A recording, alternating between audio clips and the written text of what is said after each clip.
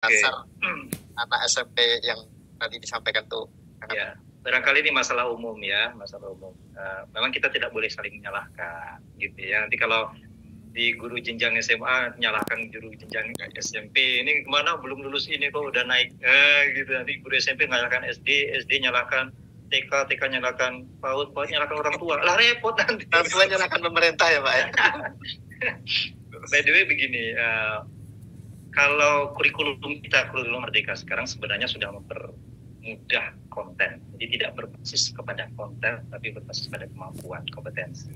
Ya, karena itu anak dalam tanda petik, ketika dia mengerti letak desimal itu, ya, punya nilai yang berbeda, itu sudah cukup. Logika mereka tidak harus diajarkan dengan topik khusus.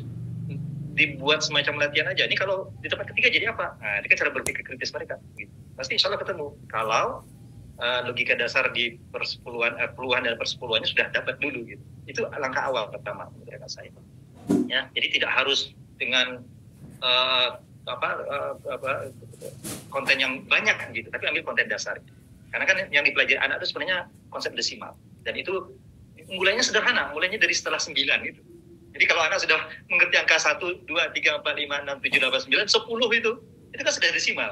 Kalau anak sudah mempelajari 10 sampai 20, yang berikutnya itu mereka belajar sendiri aja sebenarnya. Gitu. Cuma sayang mungkin kita tidak terlalu banyak mengakses kemampuan anak. Sudah apa belum toh? Tambah lagi gitu. Ya. Yang kedua Pak, saya melihat beberapa kasus kadang-kadang kesalahan atau miskonsepsi yang dihadapi anak itu karena mereka terlalu menggeneralisir. Ya, contoh sederhananya misalnya jadi kita perlu membuat semacam trigger kepada mereka.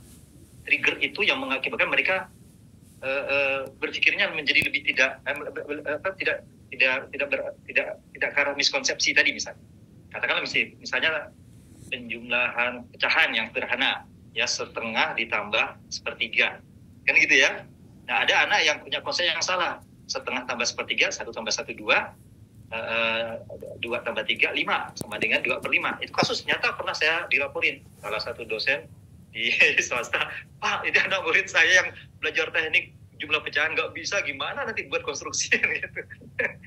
Tapi juga nih kan. Nah, kalau mereka terjadi yang semacam ini, kita harus beri trigger. Triggernya bukan lagi mengembalikan ke konsep awal sebenarnya. Triggernya mengapa itu salah, gitu aja. Mengapa itu keliru? Coba kalau kamu menggunakan bahasa yang lebih sederhana. Ini ada potongan setengah kue, ya, ditambah sepertiga kue. Sudah mendekati 1 nggak? Oh iya ya, gitu. Jadi secara visual saja sudah mematahkan pikiran dia bahwa cara dia salah, gitu. Sehingga dia tidak akan mengulangi lagi kekeliruan konseptual. Nah ini salah satu atau salah 2 tips. Yang Bapak minta kan tips ya, tips belajar dari pengalaman saya mengajar dan bersama guru-guru.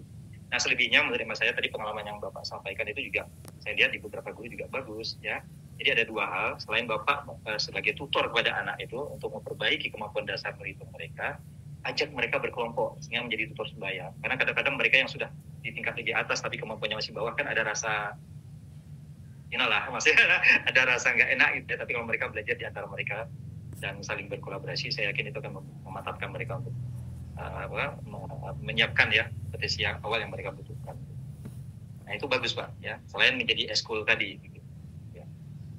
Saya kira banyak pilihan untuk itu dan semuanya harus dipertimbangkan karena mau tidak mau itu harus dipecahkan dulu sebelum Bapak memberi materi-materi matematik yang lebih dalam dan lebih luas, karena itu akan mengakibatkan penyakitnya lebih banyak. Jadi harus diselesaikan dulu yang satu itu. Ya. Dan insya Allah itu akan terkejar karena dalam kurikulum Merdeka tidak terlalu padat sebanyak masalah kontennya, kemampuannya aja yang perlu kita lihat. Barangkali nanti bisa disesuaikan. Barangkali itu ya Pak David ya. Kalau ya, terima kasih Pak ya. Sama-sama Pak. Ya, terima kasih.